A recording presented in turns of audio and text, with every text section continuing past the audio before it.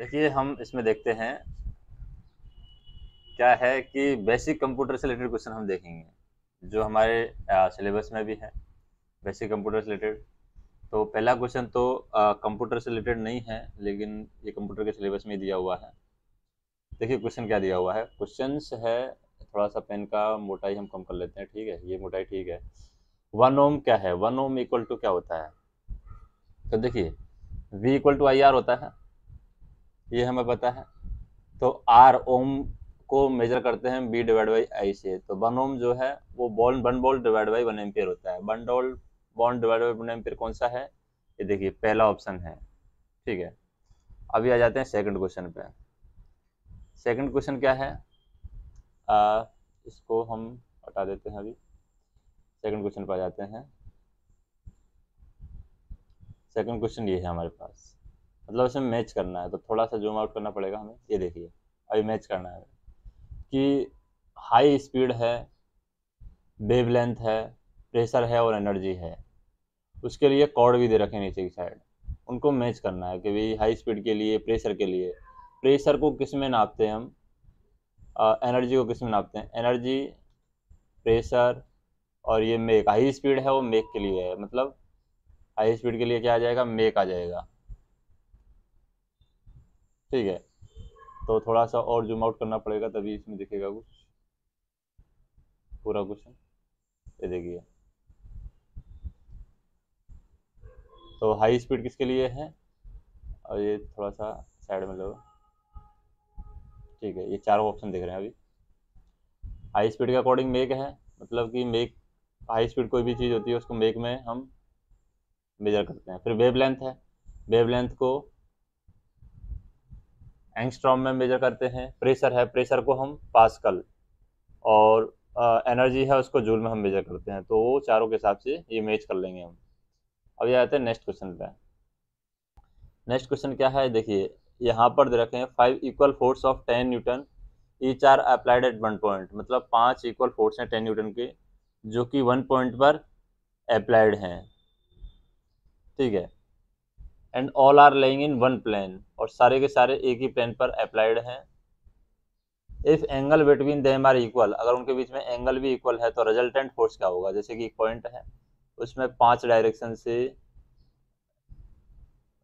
Angle तीनों के बीच में सेम है, मतलब 360 में 5 का भाग दे देंगे, 5 7 35, एक 73 डिग्री का एंगल बन रहा है सबके बीच में, और 10 न्यूटन का यहाँ पर फोर्स अप्लाइड हो रहा है एक पॉइंट पर सब तरफ से, ठीक है। तो रिजल्टेंट फोर्स क्या होगा, तो रिजल्टेंट फोर्स यहाँ पर जीरो होगा क्योंकि एक ही प्लेन पर अप्लाई हो रहे हैं, इसलिए यहाँ पर रिजल्टेंट फोर्स है वो जीरो होगा। अब आ जाते हैं नेक्स्ट क्वेश्चन पे। नेक्स्ट क्वेश्चन क्या है, नेक्स्ट क्वेश्चन ये है, देखिए the gas thermometer is more sensitive then the liquid thermometer, मतलब आपके पास में एक गैस थर्मोमीटर है और एक लिक्विड थर्मोमीटर है। तो गैस थर्मोमीटर है वो ज़्यादा सेंसिटिव होगा। अब ज़्यादा सेंसिटिव क्यों होगा, उसका रीज़न क्या है, क्योंकि गैस जो है वो ज़्यादा एक्सपेंड कर सकती है कंपेयर टू लिक्विड। इस वजह से जो गैस थर्मोमीटर है वो ज़्यादा सेंसिटिव होगा compare to the liquid thermometer. Next question देखें।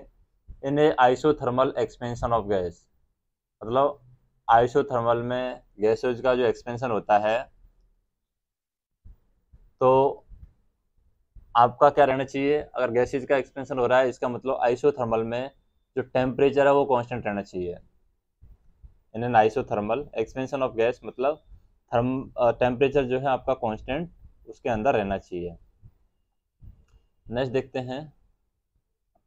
ए स्पेयर और ए क्यूब और a thin cylindrical plate all having same mass and made of same material, मतलब आपने एक स्पेयर बनाया है, गोला बनाया है, एक क्यूब बनाया है और एक सिलेंड्रिकल प्लेट बनाई है। सबके जो मास है वो इक्वल हैं और सारा जो सेम मटेरियल के बने हुए हैं। Material are heated to same temperature and then allowed to cool, which of them cool fastest, मतलब कि सारा का सारा सेम मटेरियल का बना हुआ है, सेम उनका मास है, सेम उनका टेम्परेचर हमने राइज किया है, टेम्परेचर दिया है सबको मटेरियल को, और सेम हीटिंग उनको दी गई है।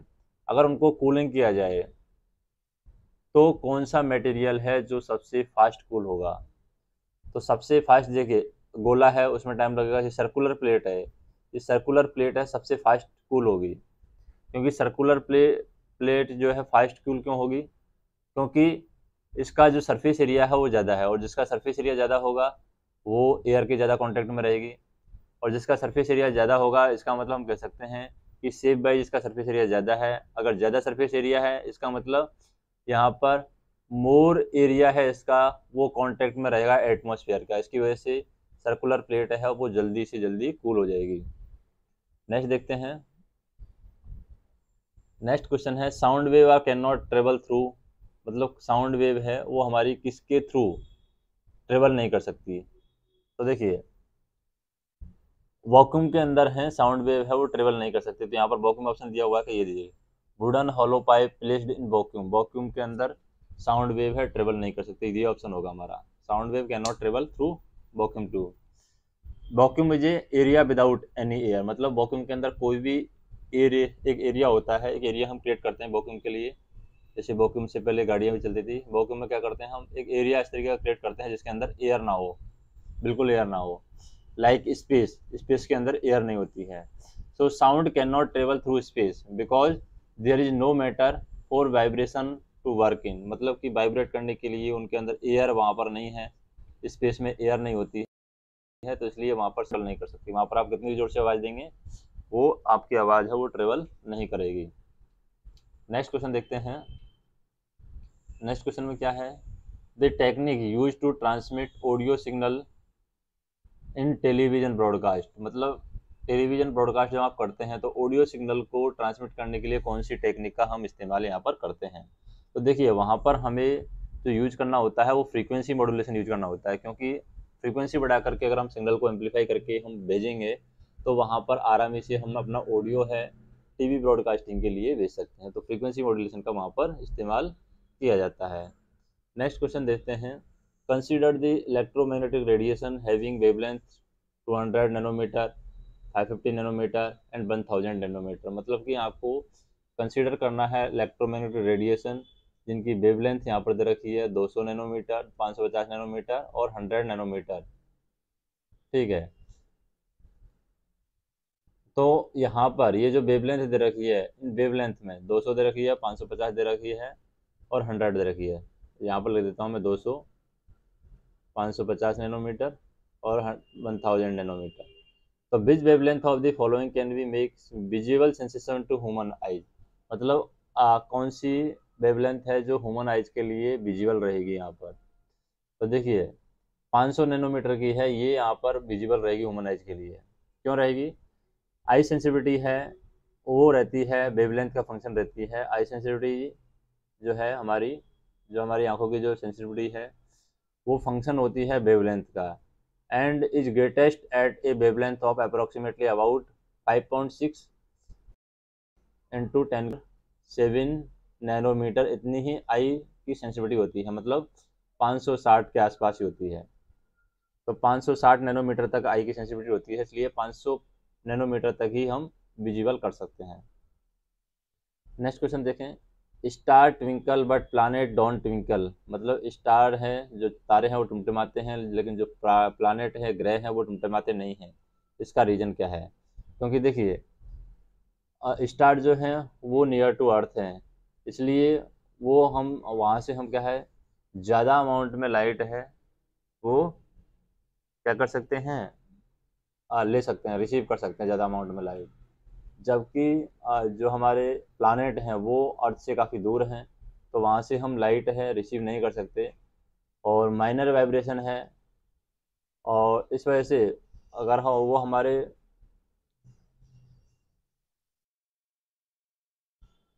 जो दूर रहेंगे हमारे प्लानेट तो उनको हम देख नहीं सकते हैं, मतलब कि वहाँ से हमारी वाइब्रेशन सेंसिटिविटी है वो नहीं आएगी।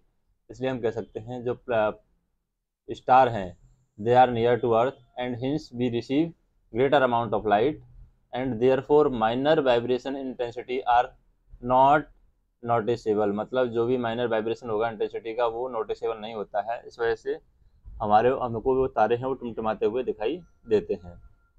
नेक्स्ट क्वेश्चन है electric field due to the point charge, थोड़ा सा इसको ऊपर कर लेते हैं ताकि क्वेश्चन पूरा दिखे।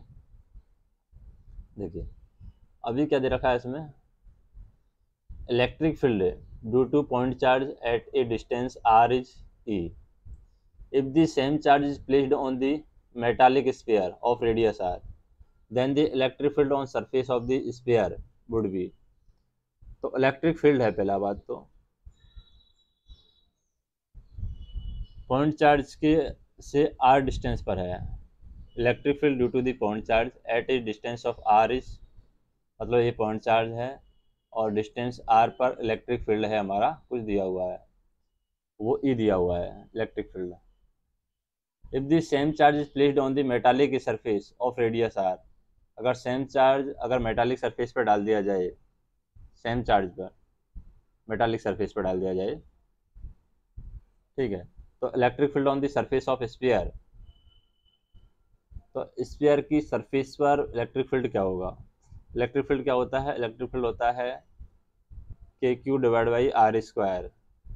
इलेक्ट्रिक फील्ड एट सरफेस और स्फीयर, मतलब कि स्फीयर की सरफेस पर जो इलेक्ट्रिक फील्ड होगा वो इस तरीके से होगा, equal to KQ divide by R square. R हमारा रेडियस है और Q हमारा पॉइंट चार्ज है, तो यहाँ पर देखिए KQ divide by R square तो ऑप्शन में नहीं है, तो इलेक्ट्रिक फील्ड यहाँ पर क्या होगा,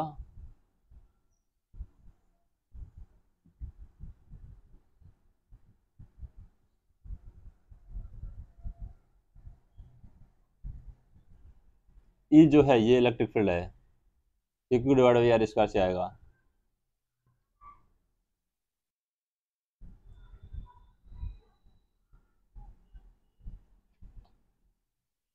ठीक है, तो ये ऑप्शन रहेगा E, क्योंकि जो सरफेस की रेडियस, स्फीयर की रेडियस पर रहे या फिर उसकी सरफेस पर रहे, बात तो एक ही है, क्योंकि यहाँ पे रेडियस बन रही है, मतलब सेम रहेगा। नेक्स्ट देखते हैं,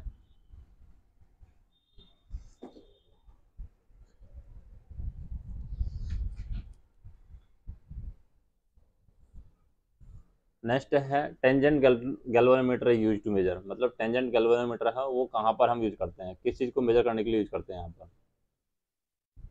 तो टेंजेंट गैल्वेनोमीटर है वो हम स्टेडी करंट में यूज करते हैं,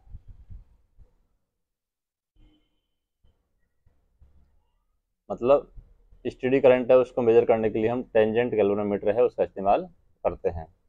फिर है डोमेस्टिक इलेक्ट्रिकल वायरिंग है, वो बेसिकली पैरेलल कनेक्शन में अप्लाई की जाती है, पैरेलल कनेक्शन लगाएंगे, डोमेस्टिक इलेक्ट्रिकल जो वायरिंग रहेंगी उनमें हम क्या लगाते हैं, पैरेलल कनेक्शन लगाते हैं। और जैसे न्यूक्लियर C13 है और न्यूक्लियर सी कार्बन 13 है और N14 है, उसको किस तरीके से डिस्क्राइब किया गया है, तो देखिए आइसोटोन्स के जैसे इसको डिस्क्राइब किया जाता है, डिस्क्राइब्स एज आइसोटोन्स।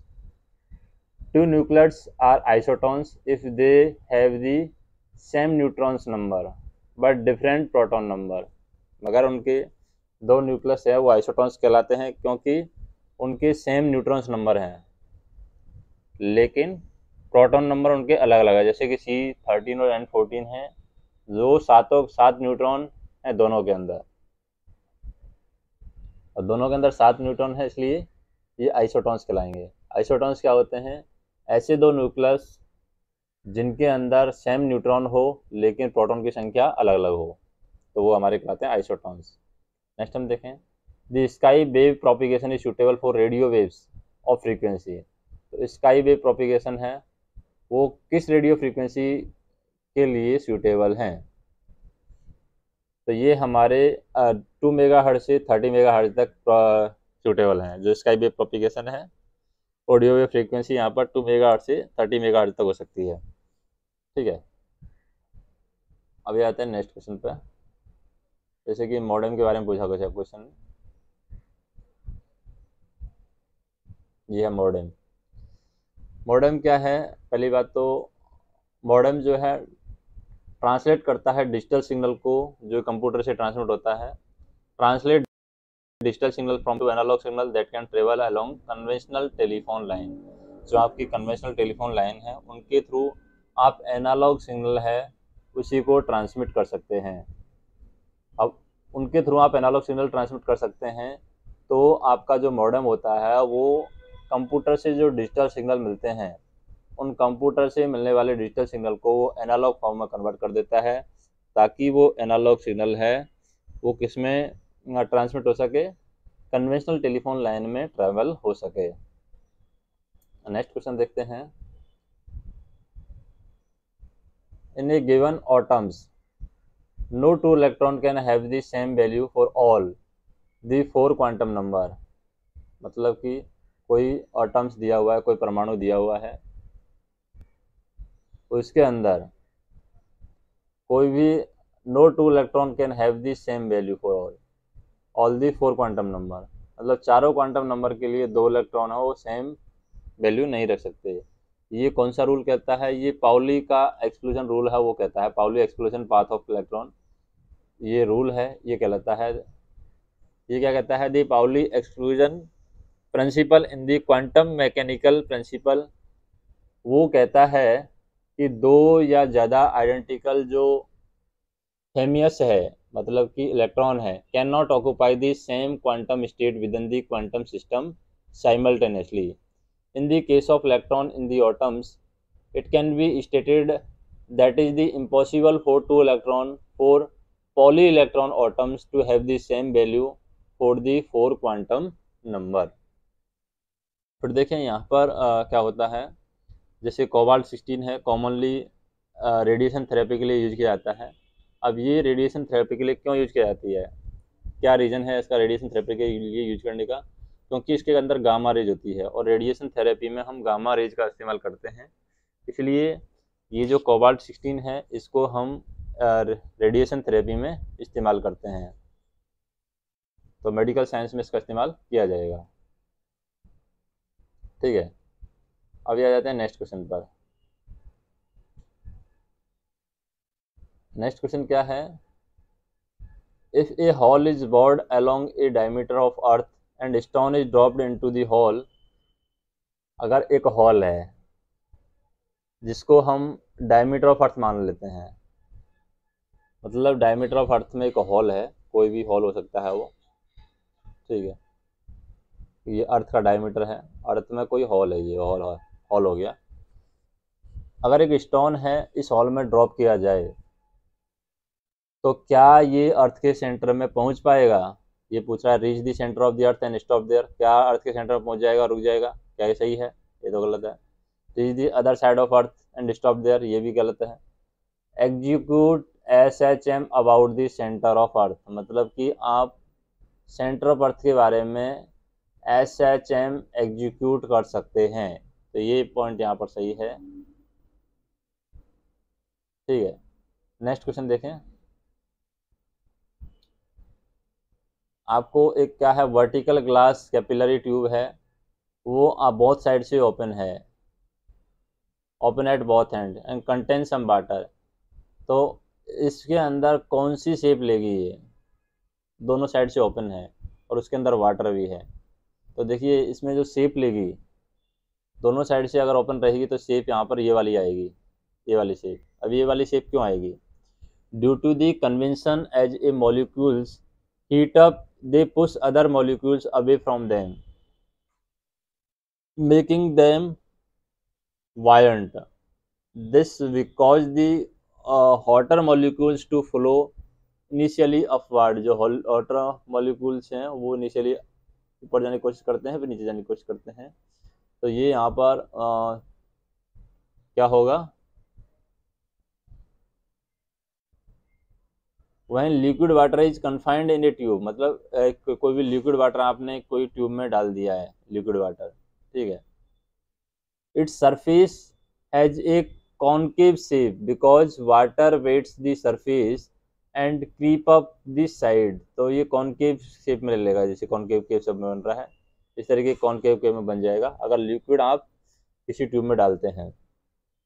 नेक्स्ट देखते हैं, ये आलोचना हो जाएगा। अब ये नेक्स्ट देखते हैं, 0 डिग्री सेल्सियस पर केल्विन की जो एग्जैक्ट वैल्यू है वो क्या है? देखिए केल्विन की एग्जैक्ट वैल्यू है वो है 273, क्योंकि 0 डिग्री सेल्सियस पर हम क्या लिख सकते हैं? 0 डिग्री सेल्सियस पर लिख सकते हैं T+ 273.1 वैल्यू है, ये वाली होती है। ठीक है, अब ये आते हैं नेक्स्ट क्वेश्चन पे।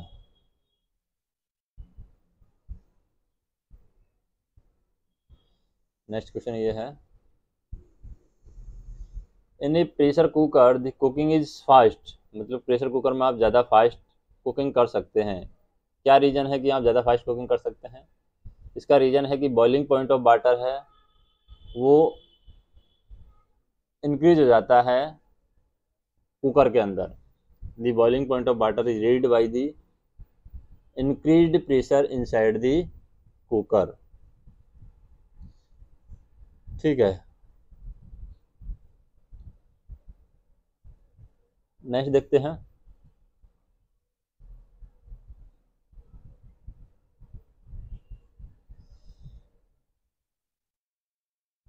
It is hotter for same distance over the top of the flame then it is on one side of it because, मतलब ये hotter है same distance के लिए,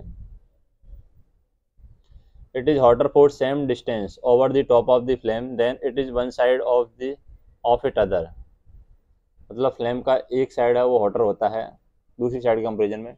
किस वजह से होता है ये? इसका रीजन है कन्वेंशन जो है वो हीट्स को अप डायरेक्शन में लेगा, इस वजह से एक डायरेक्शन है, एक सिरा है वो हॉटर होता है। Due to the convention at the molecules heat up they push other molecules away from them more and making them buoyant, this cause the hotter molecules to flow initially upward. ठीक है, अब आते हैं next question पे। Ultrasonic wave are used for stirring liquid solution, मतलब कि कोई liquid solution है उसको स्टिरिंग करने के लिए हम अल्ट्रासोनिक वेव का इस्तेमाल करते हैं। इसका रीज़न क्या है? क्योंकि can produce perfectly homogeneous solution, मतलब अल्ट्रासोनिक वेव है वो परफेक्टली आपको होमोजेनियस सॉल्यूशन है वो क्या करती है, देती है। ठीक है, अभी आते हैं नेक्स्ट क्वेश्चन पे। In a stationary wave all the particles of the medium, अगर कोई स्टेशनरी वेव है उसके अंदर मीडियम के जो सारे पार्टिकल्स हैं वो क्या रहेंगे, cross the mean position with different velocity at the same instant, मतलब आपका स्टेशनरी वेव है ऑल पार्टिकल्स जो रहेंगे मीडियम के वो क्या करते हैं, cross the mean position with different velocity at the same instant. Next question पर जाते हैं। नेक्स्ट क्वेश्चन क्या है, the magnifying power of compound microscope increase, तो मैग्नीफाइंग जो पावर है, magnifying power of compound microscope,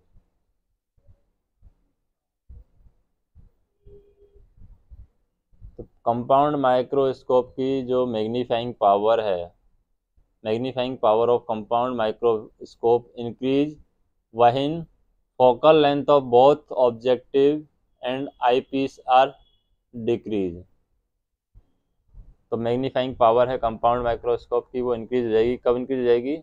जब फोकल लेंथ होगी both objectives and eyepiece की जब डिक्रीज होती है, फोकल लेंथ ऑफ जैसे ऑब्जेक्ट की भी और आई पीस की भी जब फोकल लेंथ इंक्रीज होती है तो हम कह सकते हैं magnifying power of compound microscope increase हो जाएगी। ठीक है, अभी आ जाते हैं नेक्स्ट क्वेश्चन पे। वाइन सीडी मतलब कॉम्पैक्ट डिस्क जो होती है, CD compact disc use in audio and video system in seen in sunlight rainbow like colour are seen, this can be explained on the basis of phenomena of, मतलब कि जब आप कोई CD लेते हैं और आपको इसको धूप में देखते हैं तो धूप में आपको रेनबो कलर टाइप में वो उसमें कलर्स दिखते हैं, तो इसको कौन सी फिनोमिना से हम एक्सप्लेन कर सकते हैं? तो देखिए, रिफ्रैक्शन, डिफ्रैक्शन एंड ट्रांसमिशन का वो फिनोमिना होता है।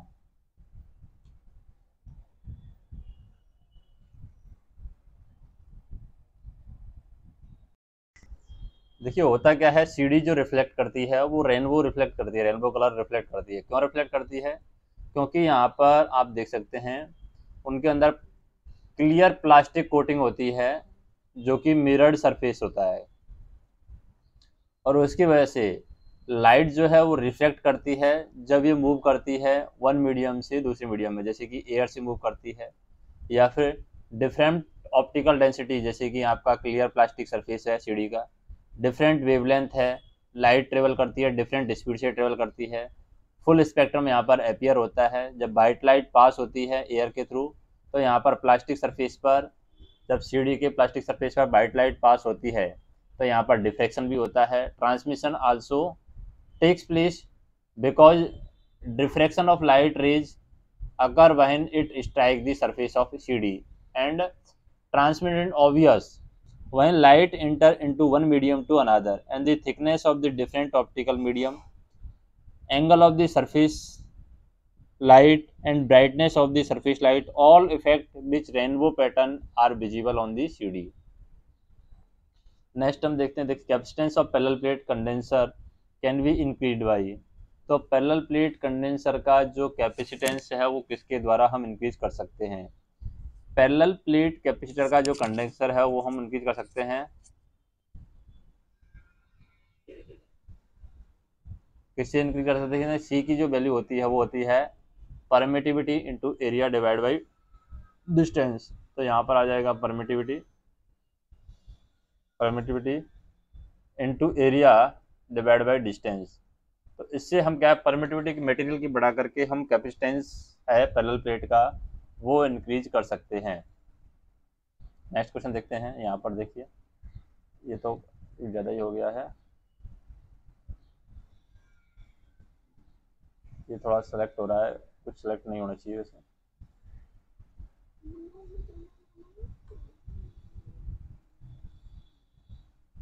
ठीक है, देखिए यहाँ पर हम देख सकते हैं डिस्टेंस को अगर डिक्रीज कर देते हैं प्लेट के बीच में तब भी हम कैपेसिटेंस है वो पैरेलल प्लेट का इंक्रीज कर सकते हैं। नेक्स्ट हम देखें क्वेश्चन क्या है, thermo electric couples is made from copper and iron at the hot joint. मतलब थर्मो इलेक्ट्रिक जो कपल है वो कॉपर और आयरन का बनाया जाता है। तो हॉट जंक्शन पर तो क्या होगा, अगर हमने कॉपर और आयरन का बना दिया है जो पॉइंट है थर्मोकपल, जैसे कि आयरन में भी आपने देखा होगा, तो ये क्या होगा, flow from copper towards iron, copper से तरफ मूव करेगा। जो करंट फ्लो है आपका कॉपर से आयरन की तरफ मूव करेगा। डायनामो एक डिवाइस है जो क्या कन्वर्ट करती है, डायनामो आपका मैकेनिकल एनर्जी को इलेक्ट्रिकल एनर्जी में कन्वर्ट करने का काम है वो डायनेमो करता है। ठीक है, नेक्स्ट क्वेश्चन देखते हैं। नेक्स्ट क्वेश्चन है 31 number question. In the experiment for determination of electromagnetic of electron by Thomson method, the electric and magnetic field are. अगर आप थॉमसन मेथड से एक्सपेरिमेंट को आप डिटरमाइन करते हैं, experiment for determination of EMF of electron, मतलब कि electromagnetic अगर आप इलेक्ट्रॉन का थॉमसन मेथड से डिटरमाइन करने की कोशिश कर रहे हैं तो इलेक्ट्रिक और मैग्नेटिक फील्ड हैं उनकी पोजीशन क्या रहेगी। ये इलेक्ट्रिक और मैग्नेटिक फील्ड दोनों म्यूचुअली परपेंडिकुलर रहेंगे and also perpendicular to the motion of electron. ये दोनों आपस में भी परपेंडिकुलर रहेंगे, कौन कौन, इलेक्ट्रिक और मैग्नेटिक फील्ड, और साथ के साथ ये जो इलेक्ट्रॉन का मोशन है उसके भी ये परपेंडिकुलर रहेंगे। इसमें थॉमसन मेथड के द्वारा अगर आप इलेक्ट्रॉन का इलेक्ट्रोमैग्नेटिक या ईएमएफ वो फाइंड कर रहे हैं। नेक्स्ट देखते हैं, what is the difference between the Bluetooth and wifi device. मतलब ब्लूटूथ में भी आप वायरलेस के डेटा ट्रांसमिट करते हैं, वाईफाई में भी आप वायरलेस डेटा ट्रांसमिट करते हैं, दोनों टेक्नोलॉजी का हम यूज करते हैं मोबाइल के अंदर। तो इन दोनों में डिफरेंस क्या है बेसिकली। बेसिकली इनके अंदर डिफरेंस ये है कि ब्लूटूथ है वो 2.4 गीगाहर्ट्ज रेडियो फ्रीक्वेंसी यूज करती है। रेडियो फ्रीक्वेंसी का जो बैंड है ब्लूटूथ के अंदर 2.4 गीगाहर्ट्ज है, जबकि वाईफाई के अंदर जो रेंज है वो 2.4 गीगाहर्ट्ज से 5 गीगाहर्ट्ज फ्रीक्वेंसी बैंड होता है। इस वजह से वाईफाई के अंदर वाईफाई फैसिलिटी होती है उसके अंदर डेटा फास्ट ट्रांसमिट होता है, जबकि ब्लूटूथ टेक्नोलॉजी है उसके अंदर डेटा है वो स्लो ट्रांसमिट होता है। जैसे आपने कोई फाइल एक मोबाइल से दूसरे मोबाइल में ट्रांसमिट करनी है, ब्लूटूथ के द्वारा ट्रांसमिट करेंगे आप, धीरे धीरे ट्रांसमिट होगी, स्पीड कम रहेगी क्योंकि उसका जो रेडियो फ्रीक्वेंसी बैंड है वो कम है, 2.4 गीगाहर्ट्ज है। लेकिन जैसे ही आप वाईफाई टेक्नोलॉजी का इस्तेमाल करेंगे तो बहुत फास्ट डेटा ट्रांसमिट होगा क्योंकि उसका जो फ्रीक्वेंसी बैंड है वो ज़्यादा है। नेक्स्ट क्वेश्चन देखते हैं। नेक्स्ट क्वेश्चन है OCR स्टैंड फॉर। OCR क्या है, OCR की फुल फॉर्म क्या है? तो OCR यहाँ पर है optical character recognition. Optical character मतलब आप उसको पढ़ सकते हैं, जो बार कोड इस तरीके से रहता है उसको आप पढ़ सकते हैं, optical character recognition. OCR is a technology that recognize text within a digital image. मतलब आपका जो टेक्स्ट है उसको डिजिटल इमेज में ये रिकॉग्नाइज करता है। It is commonly use to recognize text in scan documents but it serves many other purpose है। मतलब कि जैसे कि आप स्पीड पोस्ट करते हैं वहाँ पर भी आप QR कोड का इस्तेमाल करते हैं, QR कोड का ही एक दूसरा फॉर्म है ये ऑप्टिकल करेक्टर रिकॉग्निशन। नेक्स्ट देखते हैं। दो टीम हैं जो कि एक रस्सी को खींच रही हैं, इक्वल एंड अपोजिट फोर्स, दोनों 5 किलो न्यूटन का फोर्स लगा रही हैं। टग ऑफ बार का गेम चल रहा है यहाँ पर। तो टग ऑफ बार का गेम चल रहा है, दो टीम हैं, दोनों टीमें अपनी साइड में उस रस्सी को खींच रही हैं, ठीक है। तो ऐसी कंडीशन में पूछा क्या है, that a condition the equilibrium exit. तो टेंसिल फोर्स क्या होगा, रोप का जो टेंसिल फोर्स है वो क्या होगा इक्विलिब्रियम स्टेट में। तो देखिए रोप का जो टेंसिल फोर्स है वो यहाँ पर 5 किलोमीटर ही रहेगा।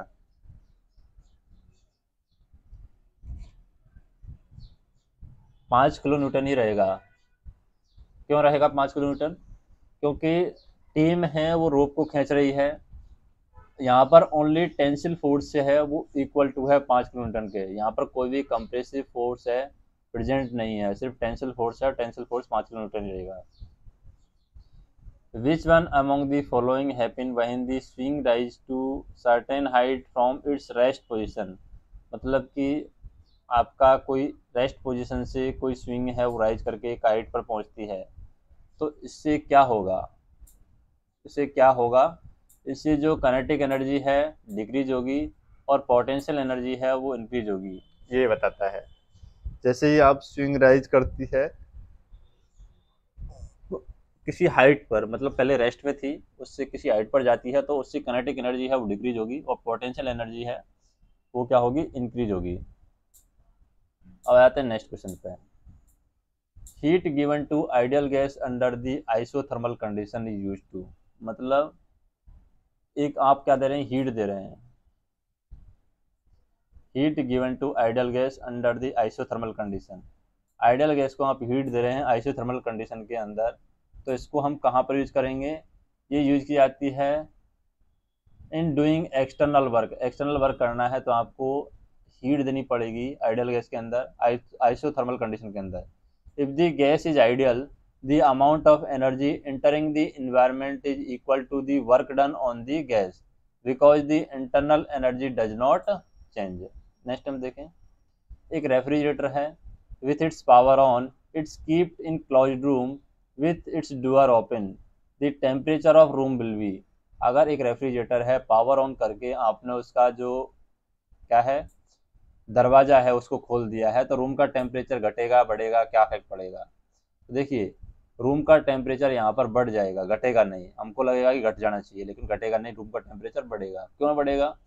The reason is that with the door open the temperature will start to rise inside the refrigerator. क्योंकि जैसे ही आप डोर ओपन करेंगे तो रेफ्रिजरेटर के अंदर टेम्परेचर है वो बढ़ना स्टार्ट हो जाएगा। The thermostat will kick it, और थर्मोस्टेट है इसको किक कर देगा और try to cool it back down, और ये क्या करेगा, थर्मोस्टेट है चालू हो जाएगा और इसको वापस से ठंडा करने की कोशिश करेगा। इसका मतलब मोटर है आपकी रन करना स्टार्ट हो जाएगी। इसका मतलब क्या होगा, heat is being added to the room, और इसकी वजह से क्या है, रूम के अंदर हीट है वो ऐड होती जाएगी। क्योंकि देखिए अगर ये रेफ्रिजरेटर है, इसका आपने दरवाज़ा खोल दिया, ये यहाँ से हीट लेगा, अभी ये हीट लिया इसको ठंडा करने के लिए, ये मोटर इसकी चालू हो जाएगी, तो जैसे ये ठंडा करेगा फिर वापस से यहाँ से हीट लेगा, तो यहाँ से क्या है, यहाँ का ओवरऑल टेम्परेचर क्या बढ़ जाएगा। इस वजह से हम कह सकते हैं टेम्परेचर है रूम का वो बढ़ जाएगा।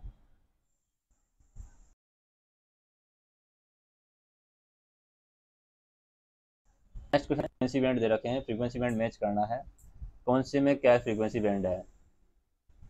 ठीक है, तो फ्रीक्वेंसी बैंड देखें हम, जैसे कि सबसे पहले देख लेते हैं, ये 54 मेगाहर्ट्ज और 890 मेगाहर्ट्ज कहाँ पर यूज करते हैं, कौन सी मेथड में हम यूज करते हैं।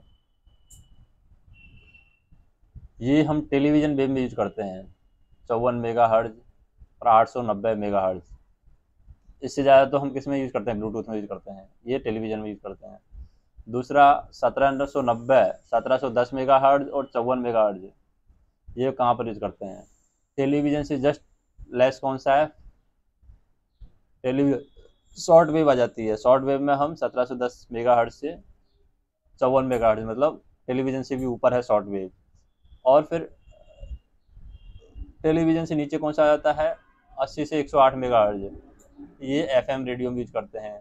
और अल्ट्रा हाई फ्रीक्वेंसी बैंड है वो 300 मेगाहर्ट्ज से 3000 मेगाहर्ट्ज तक होता है अल्ट्रा हाई फ्रीक्वेंसी बैंड।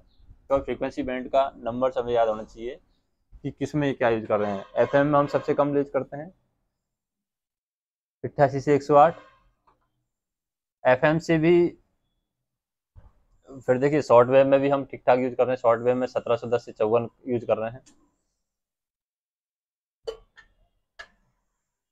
और टेलीविज़न में हम कितना यूज कर रहे हैं, 54 से 890 यूज कर रहे हैं, और अल्ट्रा हाई फ्रीक्वेंसी बैंड में 300 मेगाहर्ट्ज से 3000 मेगाहर्ट्ज यूज कर रहे हैं। अब ये आ जाते हैं नेक्स्ट क्वेश्चन पे। अब रेनबो आपका प्रोड्यूस होता है, ठीक है, कब प्रोड्यूस होता है रेनबो आपका, जैसे सनलाइट आपकी पड़ती है तो रेनबो आपका प्रोड्यूस होता है। ठीक है, तो देखते हैं, देखिए जैसे ही आपकी सनलाइट डली तो रेनबो आपका प्रोड्यूस होगा। उसका रीजन क्या है, रेनबो है वो कर्व पैटर्न है स्पेरिकल कलर का, और वो स्काई के अंदर आपको इस तरीके से दिखता है। तो ये देखिए, incidence rain drop hanging in the atmosphere disappear after surface, तो ये सब फालतू की चीज़ें हैं क्योंकि इनमें से कुछ है नहीं है। रेनबो कर्व पैटर्न है जो कि स्पेरिकल कलर है, वो स्काई में आपको दिखता है जब ऑब्जर्वर उसको देखता है। The rays of sunlight incident on raindrop hanging in the atmosphere, वो क्या करती है, डिप्रेशन से सफ़र करती है, और डिप्रेशन से सफ़र करने के बाद में वो रिफ्लेक्शन होती है, फिर इंटरनल रिफ्लेक्शन होता है रेन ड्रॉप के थ्रू। ओनली रिफ्लेक्शन दे रखा है इसलिए गलत है ये, इंटरनल रिफ्लेक्शन होता है, रिफ्लेक्शन भी होता है। रिफ्लेक्शन मतलब इंटरनल रिफ्लेक्शन के साथ में रिफ्लेक्शन भी होता है, ये रिफ्लेक्शन और रिफ्लेक्शन दोनों एक साथ होता है इसलिए। Incident on train driving in atmosphere is depressed after the suffering reflection, ठीक है।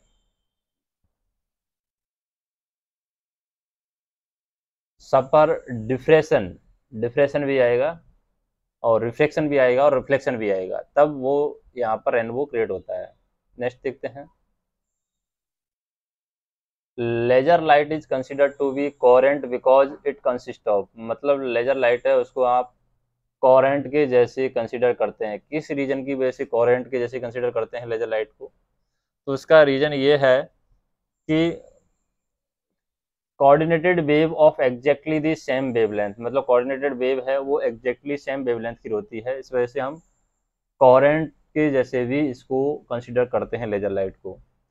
The light from the laser is said to be coherent which means the wavelength of laser light are in phase in space and time, मतलब कि laser light की जो wavelength है वो इन phase रहती है स्पेस में और टाइम में, इस वजह से हम इसको क्या कहते हैं, कोहेरेंट कहते हैं। नाइट विजन अपार्ट्स जो रहते हैं उनमें किस तरीके की वेव्स का यूज किया जाता है? नाइट विजन मतलब रात में भी आप वहाँ पर देख सकते हैं। इंफ्रारेड वेव का वहाँ पर हम इस्तेमाल करते हैं, जहाँ पर नाइट विजन जैसे कैमरा वगैरह हो गया वहाँ पर हम इंफ्रारेड वेव का इस्तेमाल करते हैं, इंफ्रारेड वेव टेक्नोलॉजी का इस्तेमाल करते हैं, ताकि नाइट में भी हम वहाँ पर देख सकें चीज़ों को। ठीक है,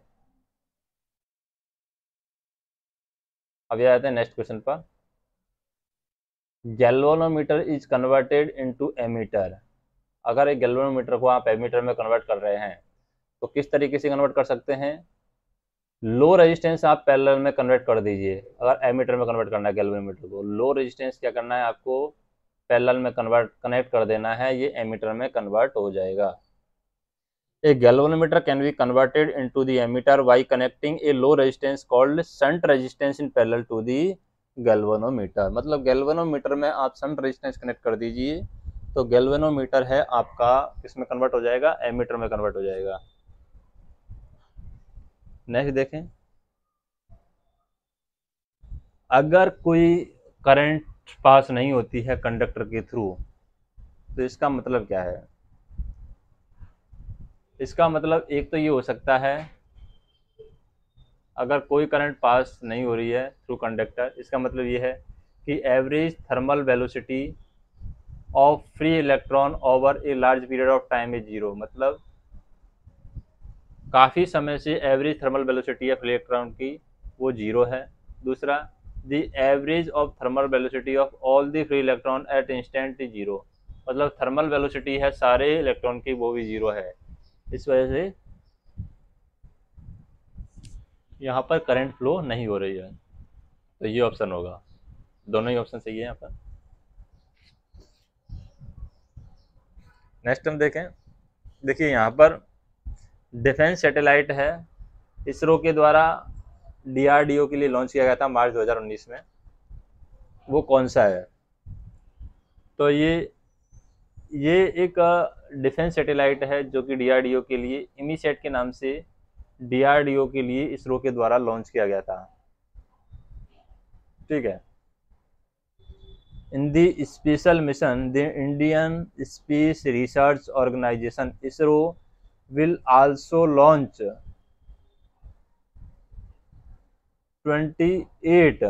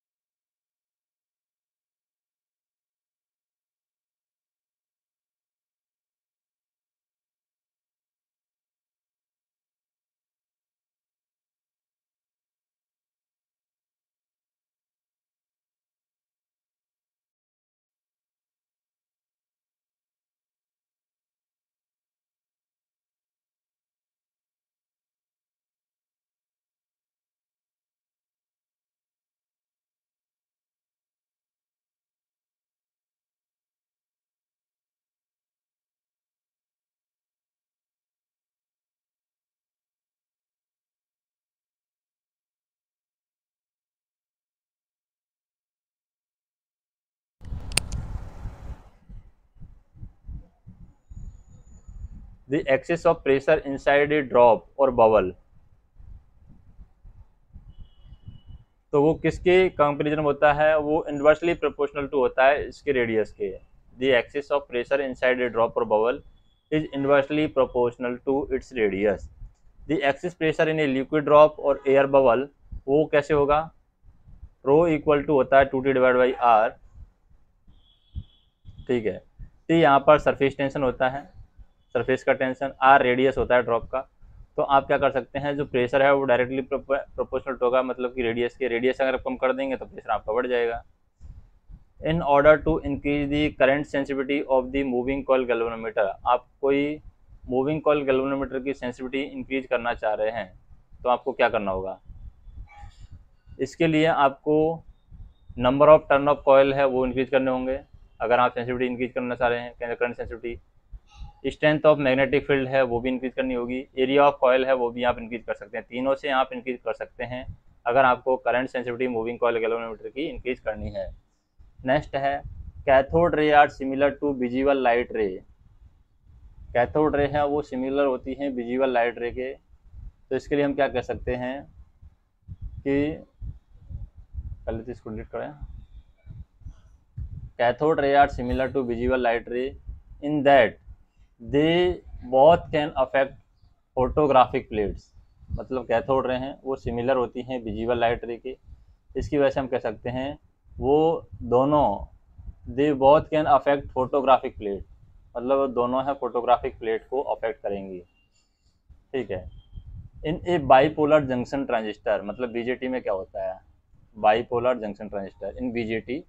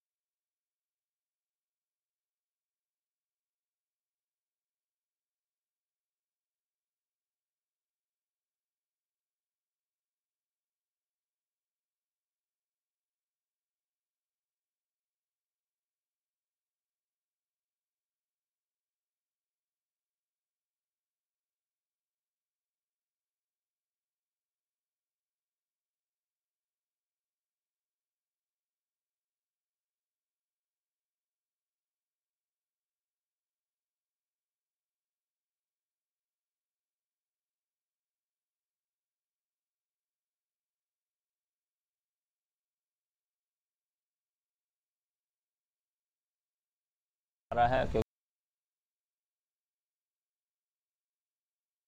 जो हमारा ये सिस्टम है वो डिस्चार्ज हो गया है इस वजह से, ठीक है। तो वीडियो कैसा लगे, वीडियो को लाइक कीजिए, कमेंट कीजिए, चैनल को सब्सक्राइब कीजिए, और किस तरीके का आप उम्मीद करते हैं वीडियो की वो हमें बताइए, हम उस तरीके का वीडियो लाने की कोशिश करेंगे।